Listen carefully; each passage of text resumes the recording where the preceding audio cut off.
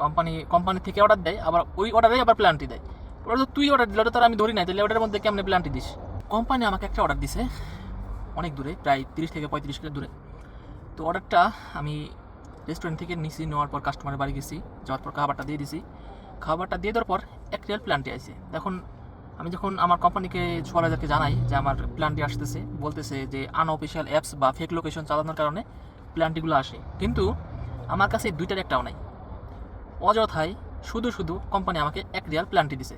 তো আমার মতো অনেকেই এই সমস্যায় ভুগতেছেন আমি জানি। তো কি বলবো, আমার কাছে কিন্তু কিচ্ছু নাই, কোম্পানির নেট এবং কোনো আনঅফিসিয়াল অ্যাপস ট্যাপস কিচ্ছু নাই, তারপরে কোম্পানি আমাকে প্ল্যানটি দিতেছে।